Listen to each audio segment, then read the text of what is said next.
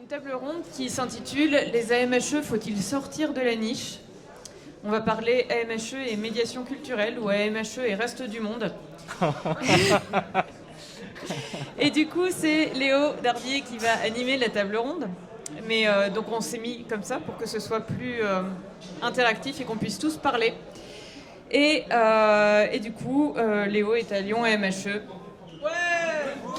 Le foot. Et aussi, il fait de la boxe. Voilà. Plein de trucs. Et plein de trucs. Salut tout le monde. Bon, en gros, en fait, cette discussion-là, elle a comme point de départ la discussion qu'on a eue l'année dernière, pour ceux qui étaient là, qui avait en fait pour base la question de c'est quoi l'intérêt de voir les AMHE comme un milieu sous-culturel, c'est-à-dire en gros avec, on a défini ce que c'était la sous-culture, etc. C'est-à-dire des pratiques culturelles qui n'entrent pas dans les pratiques culturelles mainstream, qui vont créer leur propre système à eux, se constituer dans une marge par rapport à la normalité, et ensuite tourner un petit peu, on va dire, entre elles. Et ça arrivait en fait sur la question de à quel point c'était important de conscientiser cette situation sous-culturelle pour en fait prendre la mesure du fait que notre rapport à la normalisation, c'est-à-dire à les démarches qui vont être entreprises notamment par la Fédé pour nous rapprocher du ministère du Sport, puisqu'il faut se rappeler que dans les statuts de la Fédération française d'AMHE, il y a se rapprocher, devenir mandataire pour le ministère des Sports. Et ça va engendrer tout un tas de changements. Donc c'est un courant, en fait, on va dire, qui peut être conçu comme politique, c'est-à-dire de comment est-ce qu'on s'organise, et sur lequel, en fait, il y a assez peu de discussion, en réalité, puisque les AMHE, très souvent, se considèrent comme une discipline qui va regarder des objets, mais pas comme un objet elle-même, en fait, de sa propre étude. Et ça, c'est un peu gênant, puisque c'est toujours bien d'avoir un rapport critique sur soi-même. Et donc l'idée, c'est que donc, on avait ça, enfin moi j'avais ça comme point de départ. Et l'idée, c'est que vu que dans l'année passée, on s'est retrouvé avec Lyon MHE à faire plein d'actions qui nous sortaient en fait vraiment des milieux AMHE et qui nous emmenaient à bosser avec des publics avec lesquels on n'avait peut-être pas l'habitude de bosser et à travailler avec des interlocuteurs avec lesquels on n'avait pas l'habitude de travailler, je me suis dit, est-ce que c'est le cas pour les autres clubs, où ils en sont, pourquoi, comment, et en quoi ça peut être intéressant pour les gens. Parce que, ça on en reparlera plus tard, mais effectivement vous savez qu'il y a des courants qui traversent les AMHE entre est-ce que l'important c'est la sportivisation, les compètes en gros, est-ce que l'important c'est la recherche, est-ce que voilà. Et en gros il y a deux gros courants qui existent. Et l'idée c'est que effectivement pour moi peut-être que effectivement être un moyen de médiation culturelle, un moyen d'éducation pour les gens dans les territoires où sont les assos, ça peut être intéressant. Et une troisième voie, hors de est-ce qu'on fait des compètes ou est-ce qu'on écrit des gros livres. Bon, l'un n'empêche pas l'autre, mais oui, voilà. Ça peut être un troisième truc qu'on peut faire. Du coup, j'ai monté un espèce de questionnaire qui a été envoyé mardi et qui a eu plus de 30 réponses de 30 clubs différents. Alors, il y a des gens qui ont répondu 2 fois. On ne citera pas de nom. Voilà. Mais et où du coup en fait j'ai une quantité d'informations qui du coup est totalement inexploitable là tout de suite. J'ai pu regarder quand même et tout, mais en gros il y avait des questions sur la question de la santé, enfin quel était l'état des clubs, des adhérents, des finances, des actions menées, etc. Et ensuite on va dire des réponses libres sur en fait pourquoi est-ce que vous menez ces actions-là un peu en dehors du club. Qui sait si son club a répondu? Ouais. Ok. Je sais, depuis Metz, je crois que les Messins vous avez, ouais, il me semble. Sinon tu nous dis on les traque. Oui, ok. Donc je renverrai des menaces, si tu veux. Mais donc du coup ça fait qu'en fait on a tout un tas de réponses assez bigarrées qu'il va falloir traiter et ça va prendre un peu de temps, mais c'est très intéressant parce que ça permet d'avoir un peu un panorama. Donc ça j'en reparlerai en fait en deuxième partie. Là, pour l'instant, effectivement, l'idée, c'est que l'idée de ce questionnaire, en fait, c'est justement de voir les pratiques et qu'ensuite on puisse, à partir de ça, proposer peut-être un papier, vu la quantité d'infos qu'il y a. Et surtout, aujourd'hui, ça va pouvoir être de discuter de quelles actions en fait sont menées dans les clubs et quelle organisation est faite dans les clubs pour mener ces actions.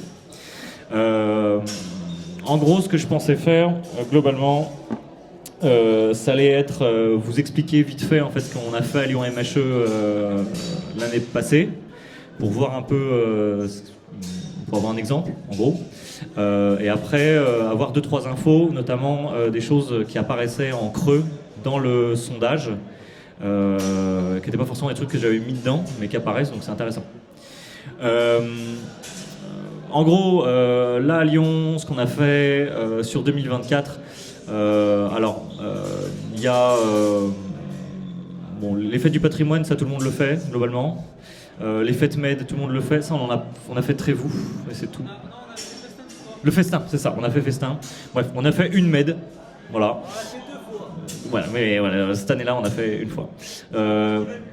Multi-époque, voilà. Bon, en gros, voilà, les MED, les clubs d'AMHE en font plein. Et effectivement, c'est un endroit privilégié pour eux parce qu'ils sont déjà un peu dans le milieu. Mais nous, ce qu'on avait commencé à gratter, en fait, c'est on s'était fait contacter par des labos d'archéologie en fait de Lyon, qui en fait organisaient les journées de l'archéologie à Lyon. Et on a pu en fait faire des démonstrations et parler en fait à des archéologues, des scientifiques, des gens de la médiation culturelle, etc. Sur la ville de Lyon et sur la métropole. Et en fait, ça nous a lancé dans une dynamique où là, on commence à avoir plein d'événements comme ça. En 2024, on a eu aussi les fêtes de la science, qui sont en fait un événement qui a pour but de faire de la vulgarisation scientifique auprès des scolaires notamment, et de faire se rencontrer des scientifiques aussi entre eux. Et donc c'était très intéressant parce que du coup on avait les scolaires, donc j'ai fait du fioré avec des CM2. Et vous découvrirez peut-être qu'on peut faire du fioré dans le texte avec des CM2 et des épées, et qu'il n'y a pas de blessés. Et qu'en plus ils comprennent et ils sont contents. Donc on peut, voilà, en gros ça nous a permis de faire des expériences, de montrer en fait qu'effectivement au niveau pédagogique, en fait on peut faire plein de trucs qui sont quand même des AMHE, c'est-à-dire c'est pas juste ils agitent des épées n'importe comment quoi. Même si ça peut être des AMHE un peu ça, mais ça dépend chez qui. Il y a eu aussi effectivement le fait de pouvoir tisser des liens avec les gens du CNRS, avec les gens de différents musées, tout ça. Et il y a une autre action qu'on a fait qui a été une action sportive pour la métropole, où là en fait on avait des gamins de centres aérés, et où là pareil on essayait de faire des AMHE avec eux. Alors c'était un peu plus light niveau intello, parce qu'on n'allait pas leur faire lire des trucs en juillet quoi, ça aurait été un peu mal vu. Mais on a pu quand même faire plein de trucs, du viking, des choses comme ça, et que eux en fait ça les marque, et en fait ça, nous vu qu'on est dans la commune, effectivement au niveau du territoire ça nous met bien. Et surtout en fait il y avait des gamins qu'on n'a pas l'habitude de voir du tout. Enfin des gamins, des publics qu'on n'a pas l'habitude de voir. C'est-à-dire qu'en gros, par exemple pour les collèges-lycées qu'on a vus, c'était que des lycées et des collèges de ZEP qui venaient de la banlieue de Lyon. Donc effectivement, c'est pas du tout le public qu'on a l'habitude de classe moyenne sup, blanc, etc., des AMHE quoi. Et de voir en fait, effectivement, ça peut marcher, ça peut les intéresser aussi, même si ça leur semble chelou au début, c'était intéressant. On avait essayé de bosser avec des centres sociaux, donc le centre social d'Écully et de Vèze, qui sont en gros la banlieue nord, des banlieues nord-ouest de Lyon. Et ça c'est très compliqué, donc les centres sociaux, si jamais les centres sociaux vous démarchent, vous faites attention parce qu'ils vont réserver plein de places et ils n'ont pas de public captif.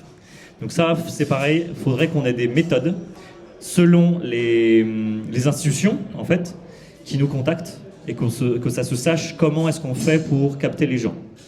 Parce que là par exemple en gros ils nous avaient réservé des tonnes de places et ils n'ont pas de public captif, donc s'ils n'ont pas d'inscrits, ils proposent et il n'y a personne. Donc ça par exemple c'est un échec, mais en même temps qui nous dit que en fait ça peut intéresser ce genre de structure-là sur d'autres modalités.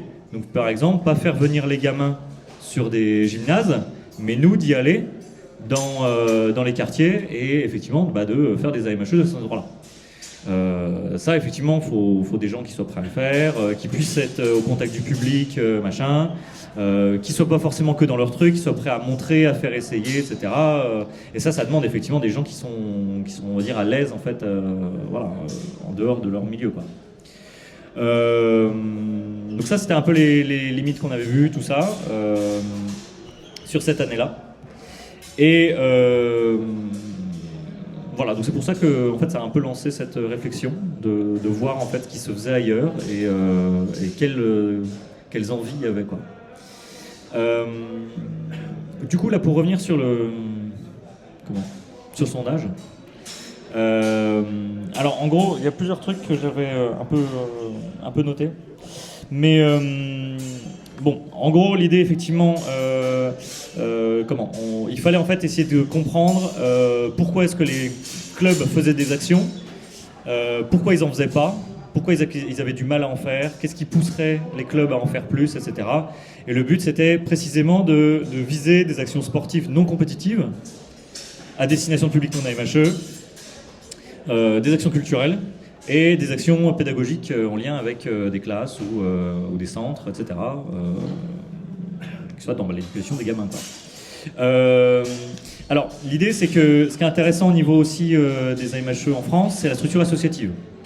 C'est-à-dire que la structure associative, en fait, elle pousse aussi à l'idée que elle peut être coupée du monde, mais vu qu'en fait, elle dépend énormément des avantages donnés par les mairies, etc., il peut sembler bizarre qu'effectivement les clubs en fait ne rendent pas un peu ce qu'ils reçoivent. C'est-à-dire que là, je pense qu'à peu près tout le monde a des gymnases prêtés par la mairie. À part tourner. Voilà. Et si seulement. Mais oui, ça c'est un truc aussi, on va dire les disparités d'avantages entre les clubs, c'est de la dinguerie. Donc ça, on en reparlera peut-être dans le papier. Mais effectivement, le fait que plein de clubs en fait se disent qu'est-ce qu'on offre en fait, enfin qu'est-ce qu'on a à offrir au territoire sur lequel on est. Je ne sais pas s'il y a beaucoup de clubs par exemple qui ont dans leur statut la question de médiation culturelle ou de développement du territoire.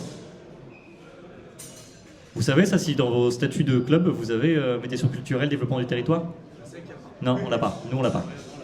Non. Médiation culturelle, vous l'avez? Ouais, ok. Bah, tu vois, DTE ils l'ont, mais je crois que nous on l'a pas. Alors que nous, nos statuts sont basés sur ceux de DTE à la base. C'est développement des AMHE, non? C'est ça. Donc en gros, ça, je vais en parler juste après sur la question qu'en gros, tout le questionnaire était sur à quoi ça peut rapporter aux AMHE de faire des actions comme ça. Et je vous spoil pour après, les gens disaient ça fait de la visibilité, ça nous rend plus légitimes, nanana. Et puis après ils mettaient ça fait de l'éducation culturelle pour les gens. C'est-à-dire qu'en fait, même quand on leur pose la question c'est quoi l'intérêt pour les AMHE, ils disent en fait c'est un intérêt pour les gens. Et donc c'est rigolo que ça ressorte en fait tout seul, cette idée qu'en réalité, on n'est pas que là en fait pour nous, pour notre propre intérêt et pour la passion, mais il y a aussi quelque chose qui anime les gens de se dire on est là pour améliorer l'espace dans lequel on est. Voilà. Et donc ça revient un petit peu. Et effectivement, pour moi, ça permet effectivement d'ouvrir une troisième voie qui est un peu différente de la question de est-ce qu'on se sportivise, est-ce qu'on devient des pros du moulinage de barres de fer, tu vois, ou est-ce qu'on devient des pros de l'écrivage de bouquins incompréhensibles pour qui que ce soit d'autre que des AMHistes, mais qu'effectivement il y a une troisième possibilité qui est on peut devenir effectivement un vecteur qui est totalement unique d'appréciation de l'histoire par le sport et par une pratique collective qui dépasse aussi l'action physique, puisque on est là, on cause. Voilà. Déjà, c'est déjà pas mal. Alors, donc c'est ça que, voilà, je pense que une des choses, c'est que ça reste assez inconscient, cette espèce d'idée que peut-être que les AMHE ont quelque chose à apporter à la société aussi, mais que ça mériterait d'être conscientisé comme on va dire, une vraie trajectoire. Parce que pour l'instant, c'est pas proposé. Et effectivement, dans le sondage, c'est intéressant parce que je demandais si les gens pensaient que la question était suffisamment abordée dans le milieu. l'extrême majorité répondait que non. La question de quelles actions culturelles cibler, qu'est-ce qu'on peut faire, pourquoi, comment, en dehors des clubs et en dehors de la pratique des AMHE entre AMHistes, qu'effectivement on n'en parlait pas assez.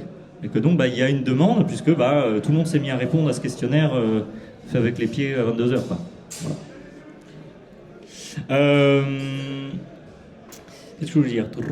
Oui, voilà. Donc je pense que la question, ça serait intéressant que tout le monde puisse, enfin les gens qui veulent plutôt, puissent nous dire un peu ce que eux ils ont fait, ce qui leur semble un peu, un peu sortir des clous, pourquoi ils l'ont fait, quels moyens, peut-être quelles limites ils ont trouvées aussi. Là par exemple ce qu'on a fait avec les centres sociaux, moi je bossais avec des gens qui bossaient là-bas, et qu'au final on a réussi à avoir aucun gamin alors qu'on a tous ensemble mobilisé des heures et des heures, ça semble bizarre.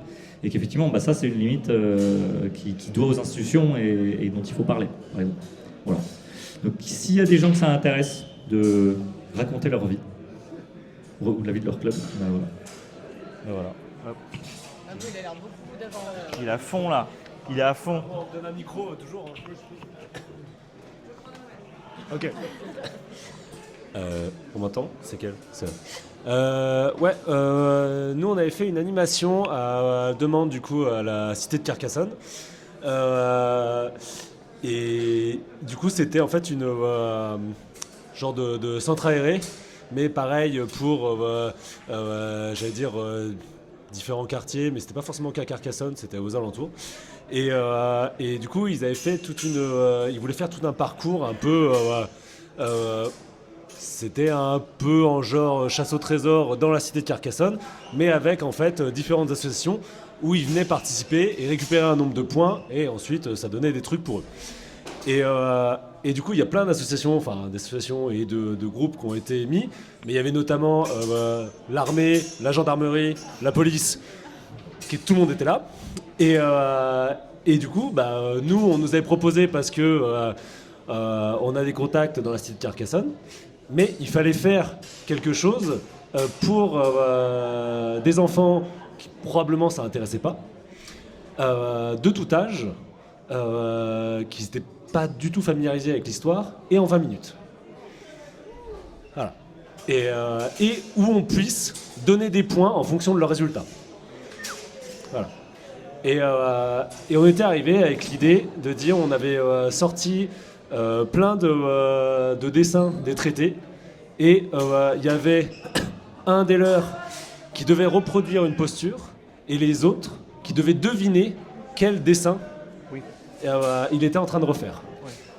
Au début on était parti là-dessus, et on a vu très vite que pour que ça puisse rouler, il y en avait surtout un qui aidait tout de suite le gamin à faire la posture, parce que tu lui mettais ça, tu lui dis fais cette posture, il se passait rien. Du coup, tout de suite, était hop, mets plutôt l'épée ici, comme ça, hop, remarque, et voilà. Et derrière, il y en avait un autre qui était avec celui qui avait toutes les images en face et qui lui disait regarde, attention, regarde comment est l'épée, regarde ça. Et au final, ça faisait du roulement, il y avait une dynamique, et derrière, ça a quand même bien plu. Voilà. Donc ça, c'était le côté, allez, il faut qu'on puisse amener ça, et de dire regardez, il y a quand même quelque chose, c'est ludique, c'est visuel, au final, on n'était pas à parler des AMHE, mais on était à montrer en fait un morceau de l'histoire avec des gens qui ont des épées. Voilà. Après, je peux en sortir d'autres si vous voulez, mais si je suis chronométré. Merci. Il y en a d'autres qui en veulent? Alors nous, c'est assez facile, on fait rien. Bravo le Gnou! Trop fort! Mais du coup, c'est intéressant d'explorer pourquoi. On a un membre qui, de temps en temps, fait des campements MED avec d'autres associations, et dans ce cadre-là, il parle un peu des AMHE, il montre, quand il est en 13e, il montre plutôt le 1.33, en 15e, il parle du Messer et tout, il cite notre association, etc. On a des contacts avec la mairie, mais de manière très très récente, c'est-à-dire sur l'année dernière, et sporadique. Alors que l'association Louis Lunassiès existe depuis assez longtemps à Lyon. Alors d'où ça vient? Je pense, moi je vois deux choses. Il y a déjà, j'ai l'impression, la culture de l'association telle qu'elle a été créée, qui a du coup plutôt visé le développement au sein le développement au sein de la communauté des AMHE, soit par la traduction de 2033, des ateliers que certains membres ont fait, mais ça n'a jamais vraiment été poussé vers l'extérieur. Et les cadres dirigeants actuels n'ont pas spécialement non plus la volonté, prise dans cette culture, j'ai l'impression, pas spécialement eu l'idée ou la motivation de pousser vers l'extérieur, et c'est que vraiment assez récemment que ces questions se sont posées avec l'exemple que vous montrez à Lyon, de par l'exemple que montre Lyon MHE avec toutes les actions que vous avez faites. Et ensuite, toujours dans cette manière de pratiquer, j'ai pas l'impression que nos membres soit ils se posent pas spécialement question à part ce membre unique qui fait des choses dans son coin, et je sais pas à quel point ils sont aussi disposés à aller vers l'extérieur, parce qu'on a pas mal aussi de membres qui travaillent ce genre de choses, et du coup ils ont assez peu de temps libre, ils ont des familles, etc. aussi, donc ça peut être aussi limitant, et comme on a assez peu de membres, ça peut être aussi soit une mauvaise perception de notre part, les cas, de se dire ils vont pas vouloir parce qu'ils sont trop occupés, et eux, est-ce que ça c'est vrai ou pas? Comme on n'a encore rien fait, on ne sait pas, quoi. Ouais. Attends, ah oui, on répond. Après, il y a... Oui, alors, moi d'un point de vue organisation, il y a un truc où on bute un peu, c'est que effectivement à Lyon MHE, on commence à être un peu nombreux, mais là où on a un problème, c'est que les actions que Léo a citées, c'est des choses qui se passent en semaine, et en semaine, beaucoup de personnes ont un travail. Dans notre asso, on a de la chance d'avoir Léo, Thomas et moi qui ont un travail un peu particulier qui fait qu'on a du temps. Voilà. Non, on est différents. On n'est pas élitiste comme vous. Voilà. Nous, on n'a pas la sécurité de l'emploi. Donc du coup, on a du temps en semaine pour faire ces actions-là. Mais par contre, là où je suis pas d'accord, mais en gros, que en fait, les MED et tout ça, toutes les actions qu'on fait le week-end, tout le monde peut venir parce que c'est le week-end.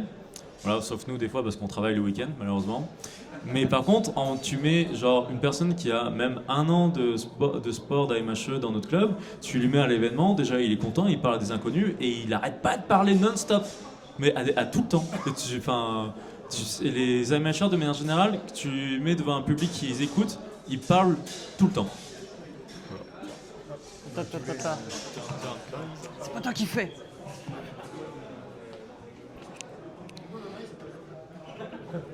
Nous, on est une assoce qui fait à la fois de l'évocation médiévale et des AMHE. Et c'est vrai qu'on fait aussi des camps et des reconstitutions. Et là, nous, on a un truc qui s'appelle la quête du mini-chevalier, où on va expliquer aux enfants certaines gardes, comment faire un petit combat chorégraphié. Et on a aussi un râtelier avec des armes où on explique tout ça. Mais on a eu des demandes de parents qui nous demandaient est-ce que nos enfants pourraient venir après faire des cours. Et là, on a un gros problème de légitimité parce que on a beaucoup d'adolescents et de jeunes enfants qui sont intéressés, mais on ne peut pas, en tant que bénévole, enfin moi ça me paraît compliqué, sans avoir la formation et l'encadrement, de pouvoir s'occuper d'enfants. Autant des adultes, ils sont responsables et voilà. Mais je pense qu'avec un tout petit peu plus de légitimité, on pourrait intéresser les ados et les gosses parce que c'est un truc qui les fait vraiment rêver et qui les intéresse. Voilà. Je ne sais pas si ça a vraiment contribué. Si je rebondis un tout petit peu sur ce que tu as dit, pour moi le problème c'est pas tellement la légitimité. À chaque fois les parents en fait ça ne leur pose pas vraiment problème de nous voir confiance des enfants, c'est plus un problème de professionnalisation, de s'occuper d'enfants. Déjà au niveau des créneaux t'es quasiment obligé de le faire le mercredi après-midi, donc si tu bosses c'est mort, que c'est beaucoup de travail, c'est beaucoup de préparation en amont et une formation à passer, et moi c'est pas tellement les aspects légaux qui ont fait que c'est mon rêve de faire des cours à des gamins, mais c'est pas les aspects légaux qui me bloquent en fait, c'est les aspects de j'ai un boulot à côté et c'est le côté professionnel. Si vous voulez bien, on va faire un truc pour que ce soit plus facile pour moi. Quand vous voulez rebondir sur la conversation, vous faites ça. Et quand vous voulez dire quelque chose de nouveau, vous faites ça. Ouais, c'est un petit peu technique, je suis désolée. Hein.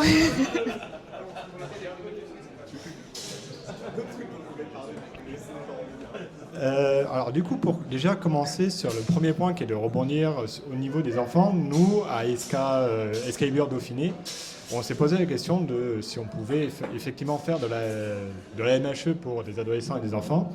Et le premier blocage que nous on a, c'est pas tellement ni la légitimité ni la disponibilité, c'est plus, c'est un point de vue responsabilité et légalité.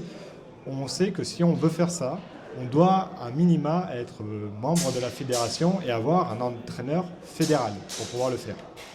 Sans ça, même pas on se lance dans l'histoire ou autre. Donc ça, pour nous, c'est pas un point de blocage parce que finalement, c'est pas vraiment ce que l'on cherche. On est plutôt sur les adultes. Mais si on voulait faire pour les enfants, ce serait plutôt ce point-là. Après, sur le deuxième... après, si vous rebondirez autant que vous voulez. Par contre, nous, on cherche ASK à faire de la reconstitution historique et on se sert de la MHE pour vraiment montrer le combat de l'époque quand on est en animation. Et une cible de public qu'on n'avait pas vraiment identifiée à ce moment-là, parce que nous, on faisait les foires médiévales, on faisait les animations près de châteaux forts et autres. On a un public qui est régulièrement intéressé à l'histoire ou intéressé de pro de loin à l'histoire. Mais il y a eu un moment où on a fait une animation où on était dans une ferme plutôt qui vendait des produits bio, très authentiques. Et là, on s'est retrouvé face à un public qui était à la recherche plutôt de l'authenticité et un peu de comment se débrouiller au quotidien, qui étaient beaucoup plus intéressés finalement que ceux qui étaient passionnés par l'histoire. Et donc c'est comment faire des cordes au quotidien, comment se battre au quotidien. Et il y avait ce genre de... Il y avait un nouveau public qui est arrivé qui était vraiment en quête d'authenticité et de débrouillardise derrière. Donc nous on a trouvé ça très très intéressant. On a eu des échanges très riches avec ce genre de personnes qu'on n'avait pas du tout identifiées comme étant un public potentiel. Voilà.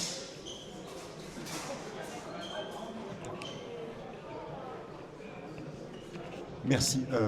Moi, je veux revenir, je trouve ça super intéressant qu'on parle des enfants, justement, et des actions qu'on mène envers eux. Ouais, bon, nous reformulerons tout ça plus tard. Moi, je fais partie d'un club où il y a beaucoup d'enfants, avec la Compagnie d'Armes de Lyon, puisqu'on a une branche... Non, pas vous, non. Enfin, même si mental... Bref, parce qu'on a une branche, du coup, escrime sportive normale, où on a essentiellement des publics enfants. Et là, on est sur une branche où le public enfant est conquis, il est là. Dans les actions qu'on mène avec l'OMHE, avec les enfants, ça marche et on le constate, mais là, ce qui nous freine, je trouve, avec ce public, c'est qu'on fait des choses qui marchent parce que c'est chouette. Visuellement, quand tu vas voir une démonstration où les mecs se tapent dessus avec des épées, ou les nanas, pour les mômes, c'est chouette, ça fait rêver. Et là, ce qu'on avait fait, ça avait très bien marché, ils avaient leurs petits trucs. Par contre, pour garder ce public-là, je pense qu'au niveau de notre pratique, elle n'est pas encore... On n'a pas tant de moyens pour les enfants. Parce que tu peux faire un truc avec un traité sur 1 ou 2 séances avec des mômes, ils vont être passionnés. Tenir une année là-dessus, les mômes, non, ça va les embêter. Ils veulent faire du sport, ils sont à l'école. Ils sont pas à l'école, pardon. Et amener une pratique sportive, pour nous, c'est difficile d'amener vraiment une pratique sportive adaptée aux enfants parce qu'on a du matos en acier, on s'envoie des coups. Ce qui nous amène, parce que nous, ce qu'on ne peut pas faire, il me semble que d'autres l'ont fait là-dessus. Il y a l'exemple de Lutz, c'est de ses copains du Cercle des épées libres qui ont fait une branche avec ce nouveau sport qui est apparu pour les enfants, qui est le moderne fighting truc. Là, ils ont le fighting sport. Ah, donc on... Ouais. Apparemment, c'est du matos chaud à voir, mais là, pour le coup, grâce à ce matos-là, alors on met de côté le côté historique, j'ai l'impression, mais est-ce que pour les enfants, c'est vraiment ce qu'ils recherchent? Mais on a une pratique qui est... Ah, il est pas content. Mais on a une pratique qui est adaptée pour les gosses et qui ressemble un petit peu à ce qu'on fait, puisqu'au final, on a des armes et on se tape dessus. Alors moi, ça va être très très rapide, c'était juste pour répondre sur ta question sur la légalité. En fait, tant que tu n'es pas rémunéré, tu peux très bien faire cours avec des gamins sans aucun diplôme. Légalement, il n'y a pas de problème. Alors, tu vas avoir un problème de légitimité, potentiellement que la mairie, elle est pas chaude si t'as pas de diplôme machin, mais légalement, il y a 0 problème. Tant que tu te fais pas rémunérer. C'est juste ça.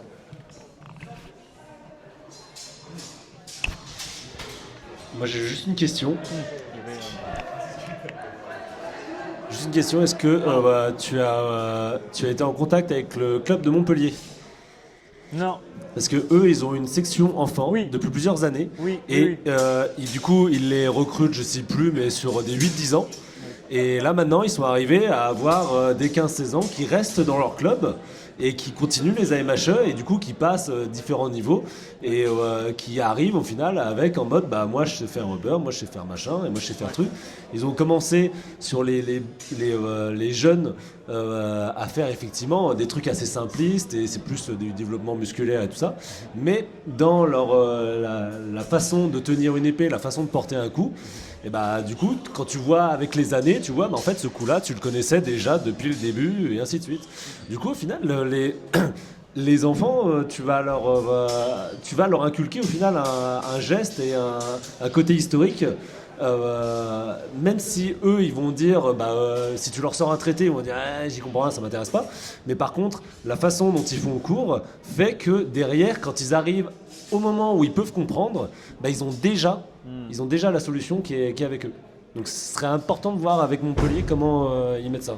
Tiens Hélène, je peux... Ouais, puis en plus, juste à Montpellier, ils ont non seulement la section pour les enfants, et puis ils ont aussi la section reconstite, où ils font de la reconstite de pas d'armes, et donc du coup, ils jouent vraiment sur les deux tableaux.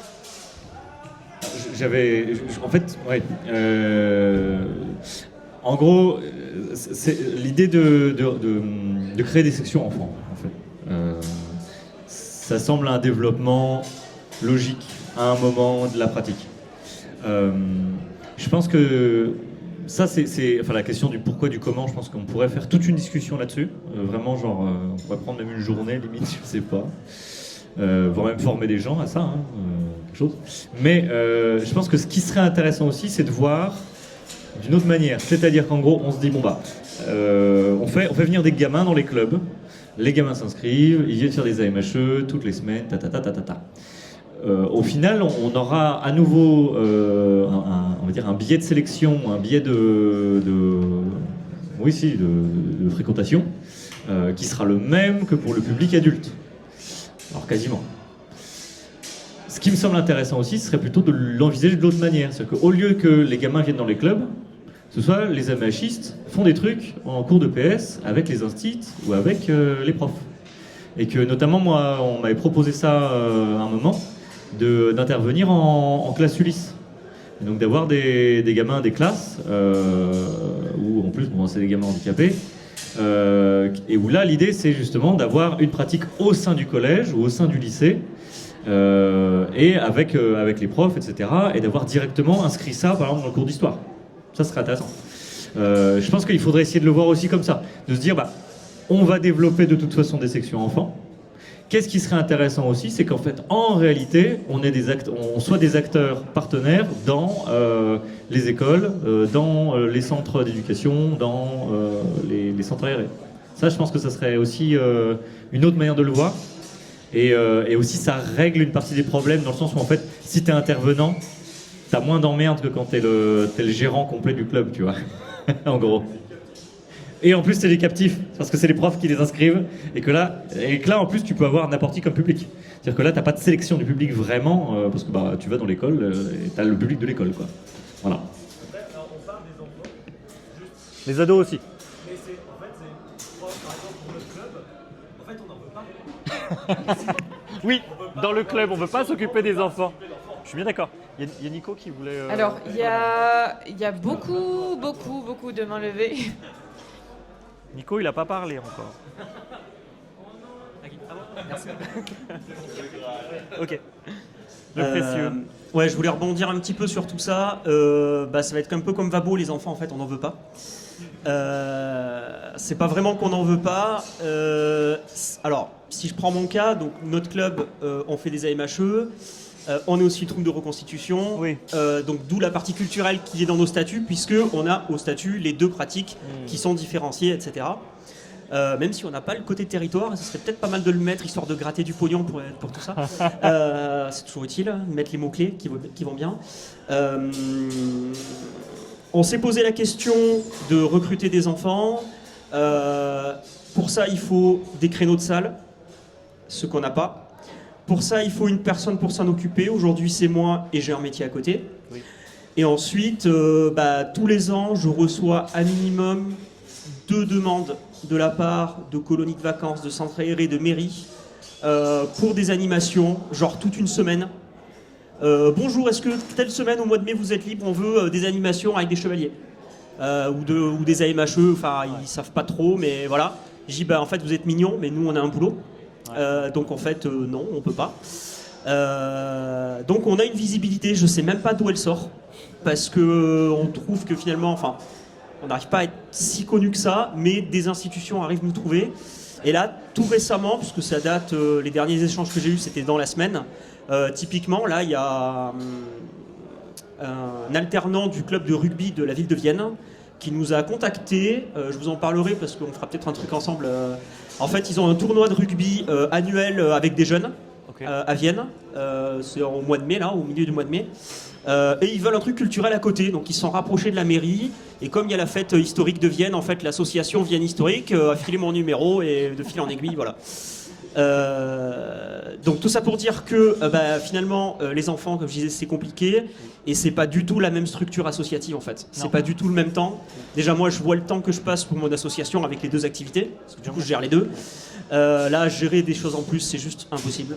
Donc c'est la principale limitation.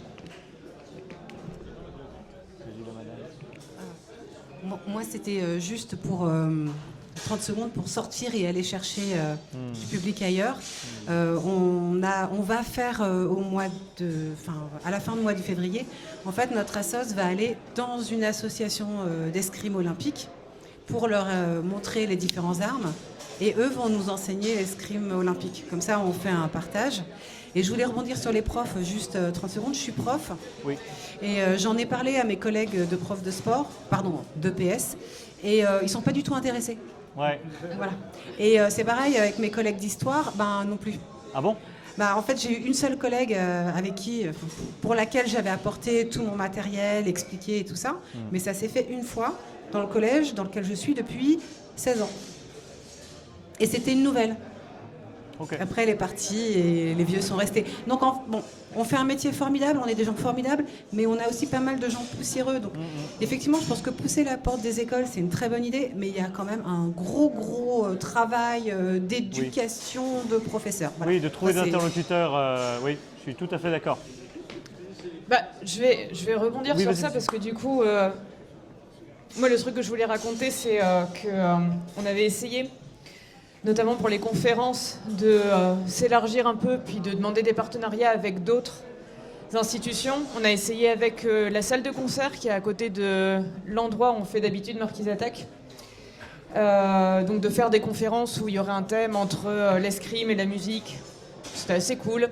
Mais ils n'ont pas voulu. Il y a eu une grosse réticence pour des raisons de calendrier, des raisons pratiques, des raisons que c'est aussi un fonctionnement associatif et que ça aurait été compliqué. Et donc voilà. Et puis après, on avait essayé aussi ici avec le conservatoire qui est à côté. Et pareil, il y a eu une grosse réticence, une méfiance que ce soit le bazar chez eux, qu'il y a des gens qui rentrent et qui sortent et tout ça. Et finalement, ça n'a pas été possible. Et donc en effet, des fois, il y a des réactions qui sont au contraire pas du tout celles attendues, où on essaye de faire des trucs et puis finalement, ça marche pas. Et je pense que c'est lié aussi à ce que tu disais tout à l'heure, où... Mais là, c'est plutôt de l'ordre de la confession ou du retour sur soi, oui. Où tu disais que, en fait, du fonctionnement associatif, dérivait le fait que on nous prêtait des salles, on nous prêtait du matériel, etc., mais que du coup, il y avait un espèce d'effet d'attente de retour du côté des institutions. Et que là, dans notre démarche pour chercher un partenariat avec la salle de concert, chercher un partenariat avec le conservatoire, etc., c'était aussi très intéressé finalement. C'était pour avoir de la place pour les conférences, pour avoir de la place pour faire un repas le soir. Et qu'en fait, en effet, tant qu'on ne sort pas de cette espèce de rapport très commercial où faire de la médiation, c'est un moyen pour autre chose, pour amener des nouveaux adhérents, pour avoir des salles, etc., ça marche peut-être pas vraiment, quoi. Tu voulais reprendre la parole peut-être Non, mais en gros, oui, dans le sens où... je te le passe. Non, mais oui, de fait, je pense que s'il y a un deuxième round de questionnaire, la question, ça va essayer de creuser ça aussi. Ce truc de... Est-ce que ça doit être vraiment totalement intéressé ? Ou est-ce que, justement, le fait de transformer, en tout cas de capter des volontés dans les clubs, pour justement gratter à des endroits où en fait ils ne recevront pas forcément quelque chose directement, mais où l'idée c'est que si la médiation culturelle en soi c'est important, si l'éducation publique en soi c'est important, si l'édification en soi c'est important, si enfin tout ça, alors ça vaut le coup de dépenser de l'énergie pour, indépendamment de si ça rapporte aux AMHE. Et que de fait il y a, parce que les gens en parlent spontanément, même quand tu les coinces dans un coin d'une autre manière, et que ils te le disent quand même. Donc je pense que ça vaut le coup aussi de se dire, des fois on fait des actions et ça va pas rapporter au club, ça va pas rapporter aux AMHE, mais c'est pas le but. Que des fois ça suffit pas en fait. Mais qu'effectivement quand on n'a pas beaucoup de ressources, on n'a pas de quoi sacrifier en fait, vraiment on va dire à ça et apporter à l'édifice quoi. Voilà. Tu veux que je te...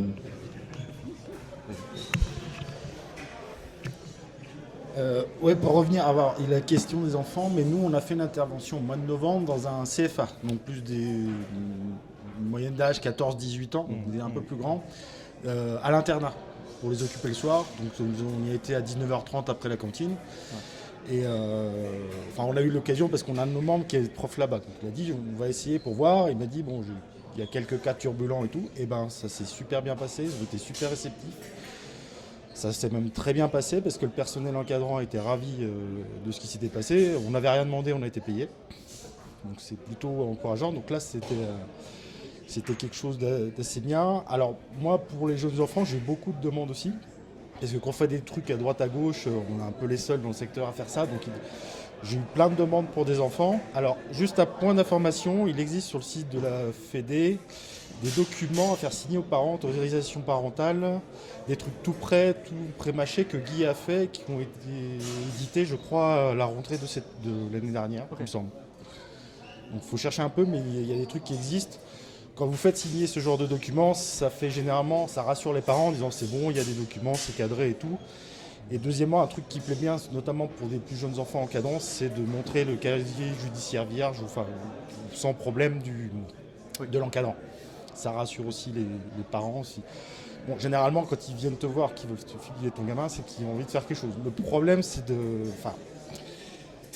de gérer les enfants, parce que c'est pas forcément facile. Moi, c'est pas mon boulot. Bon, moi, j'ai un spécimen à la maison, qui a 11 ans. Et je vois qu'en fait, la seule manière de lui apporter les choses... En fait, déjà, il s'intéresse. Il me pique mes épées en nylon en douce pour montrer aux copains. Il me pique mes épées en douce pour montrer aux copains, quand ils viennent à la maison, tu vois. Et du coup, par contre, il apprend beaucoup. En fait, c'est le genre de public, en fait, on va leur amener ça de manière très ludique. Ouais. C'est-à-dire qu'en fait...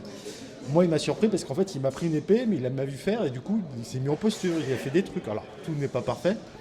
Et en fait, je pense que là, il est à l'âge, il a 11 ans. Si je monte un traité, je pense que... Voilà. Mais par contre, c'est peut-être un moyen aussi d'amener ce public-là, il faut l'amener par le jeu, par le ludique, pour les amener après à la compréhension et mettre des règles, et ainsi de suite. Donc, voilà, c'est tout ce que je voulais... Oui. Alors moi je trouve que pour le moment on a une vision qui est un petit peu sombre, donc je vais parler de l'expérience de mon club de cœur qui est le Fèche Club, qui n'existe pas, que personne ne connaît, alors que c'est le plus vieux club de Lyon d'AMHE. Alors nous déjà on a un parcours qui est un peu atypique, c'est que pendant 15 ans on a été 3. On squatte les friches artistiques depuis aussi longtemps que ça existe. Et du coup, on n'a pas vraiment d'obligation vis-à-vis des mairies, vis-à-vis de tout ça. Par contre, on a fait des trucs assez rigolos. Alors, notamment, histoire de participer avec les artistes qui squattent la friche avec nous, on fait les journées portes ouvertes des friches artistiques. Donc, au milieu des plasticiens, au milieu des poètes, au milieu du théâtre de rue, au milieu d'un public qui est très attaché au pacifisme, à l'écologie, au côté un peu babacool, que j'adore, il n'y a aucun souci. Nous, on est habillés en noir et on se tape dessus et on explique aux gens qu'on cherche la meilleure manière de tuer les autres.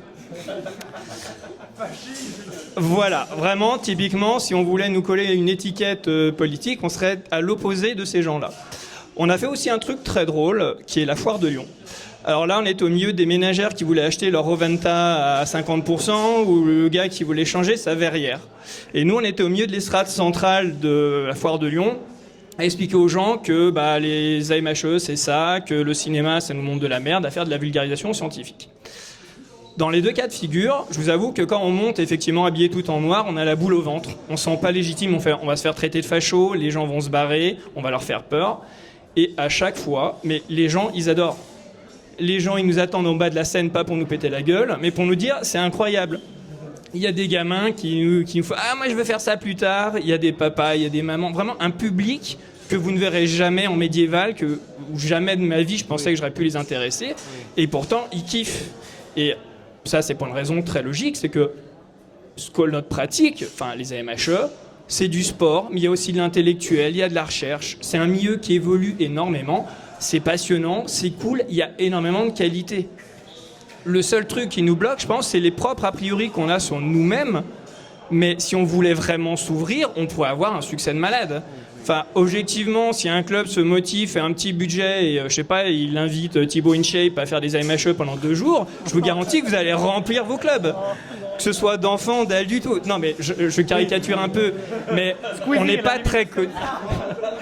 Mais ça peut marcher. Je veux dire, on peut avoir une optique où on a tous les arguments, enfin, on a tous les qualités, tout ce qu'il faut pour intéresser les gens. Les gens, vraiment, peuvent venir vers nous si, simplement, on leur dit qu'on existe. Et c'est ça le problème, c'est qu'effectivement, on est un peu trop centré, on n'ose pas sortir, mais on a un potentiel de ouf, et on fait un truc génial. Et on est tous des gens bien, voilà.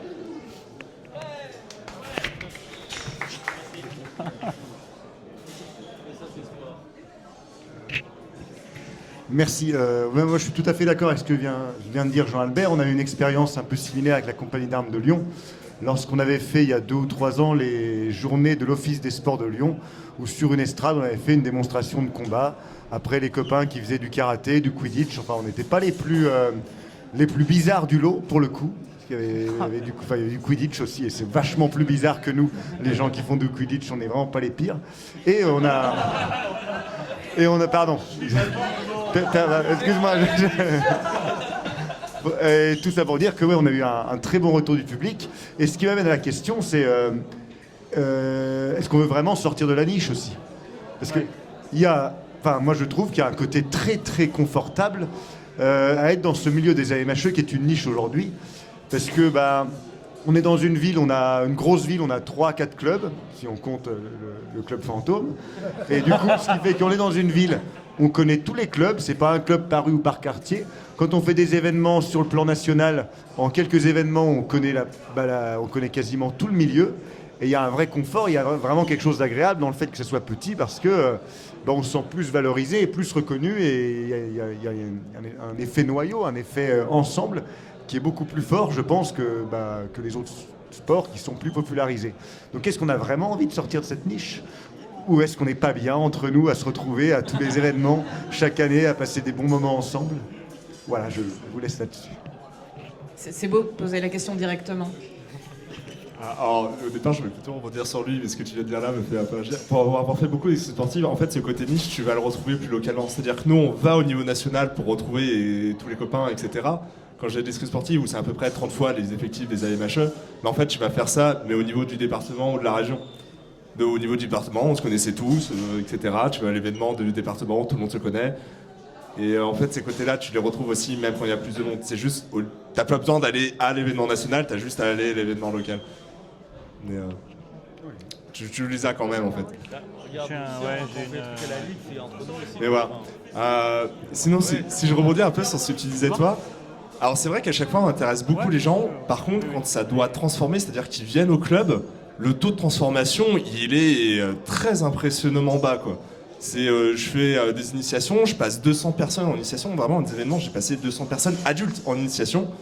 J'en ai 20 qui paraissaient giga intéressés, je me dis, oh ceux-là c'est sûr que je les revois, et sur les 20 j'en ai eu 2. Et ça, c'est vrai que cette transformation-là, elle est très très basse, alors je ne l'explique pas vraiment.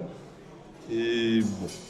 Sur Tinder, c'est pareil. Voilà. Alors, tout dernier, tu parlais un peu des a priori qu'on peut avoir sur nous. Je sais que moi, chaque fois qu'on va en événement dans le club de manière générale, je me fais cœur à multiplier les détails pour venir péter cet a priori le plus vite possible. Ça passe par des trucs très cons, je mets des peluches sur le stand.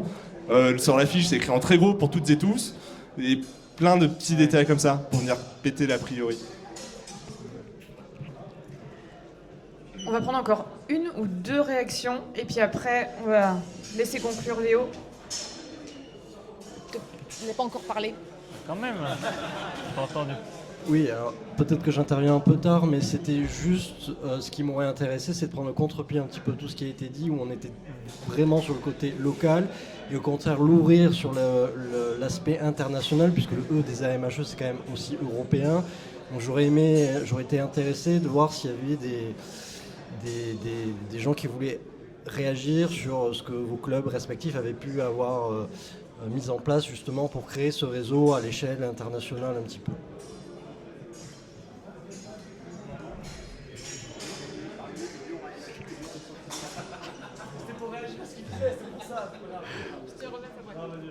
Oui, du coup, c'est une très bonne question. C'est un truc que je me pose aussi parce que du coup, localement, à Lyon, on commence à faire pas mal de choses. Au niveau national, on commence à faire pas mal d'événements nationaux et tout ça. Et du coup, il reste la question de l'international. Et effectivement, l'international, pour l'instant, on commence un petit peu. On fait des tournois en Belgique, en Suisse. Après, ça reste beaucoup des tournois. Et après, nous, c'est des pays limitrophes, en fait, où on a des relations avec les clubs d'Italie du Nord. Mais c'est vrai que on n'est pas encore à l'étape pour traverser toute l'Europe et faire des événements dans l'Europe de l'Est, par exemple. Non, on a des relations avec la Suisse un petit peu.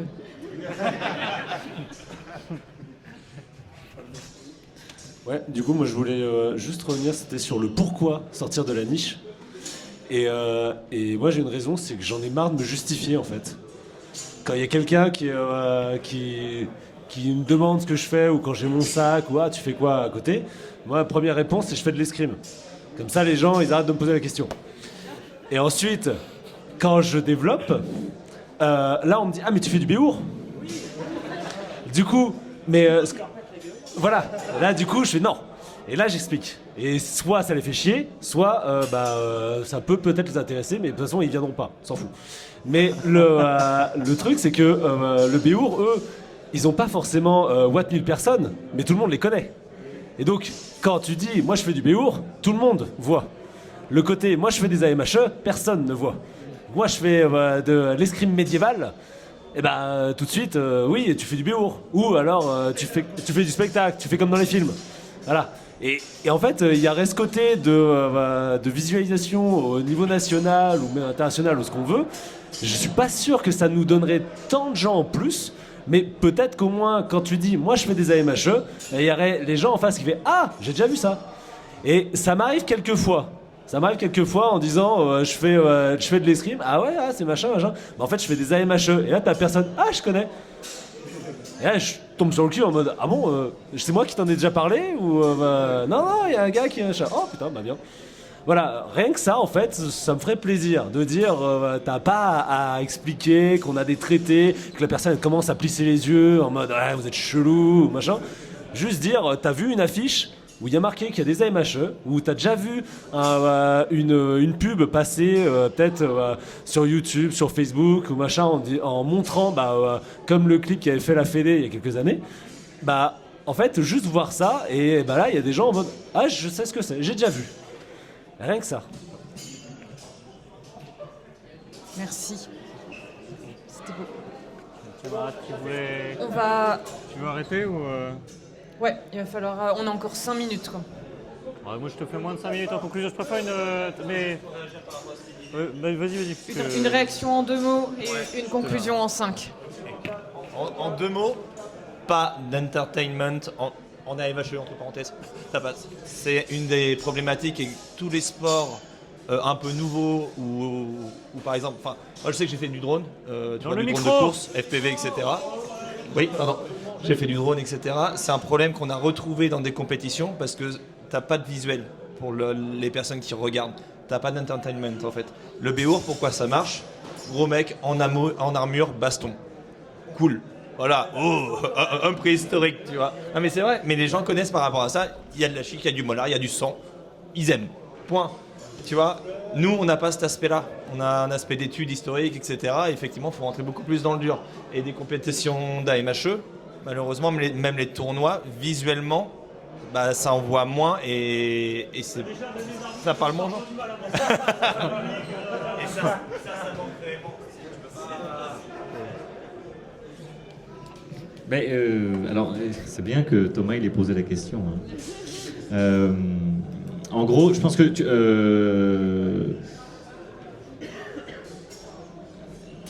comment dire ? En gros, l'idée c'est qu'effectivement, là, on se pose toujours la question de comment est-ce qu'on peut rendre les AMHE super connus, super cool, avoir tous les pouvoirs de l'univers, devenir maître du monde, tout ça là. En fait, je pense que ça découle d'une certaine logique vis-à-vis notamment de la culture, de se dire qu'en fait, si mes pratiques et si ma culture n'est pas hégémonique, alors c'est pas bien. Et notamment l'idée de bah oui, je fais de l'escrime, donc je me rapporte à un truc hégémonique et du coup c'est bon. Hein. Voilà. Alors qu'en fait, l'idée c'est qu'on pourrait le prendre à l'envers et se dire qu'au lieu de se dire bah on a un truc qui est sympa, faudrait l'appliquer à tout le monde. Au lieu de se dire ça, de se dire, bah, et si on multipliait les trucs sympas, pour qu'il y ait plein de petits trucs sympas qui puissent en fait répondre à une mosaïque énorme d'attentes culturelles. C'est-à-dire qu'au lieu de normaliser, de mainstreamiser les AMHE, au contraire d'espérer que tu aies d'autres choses qui apparaissent.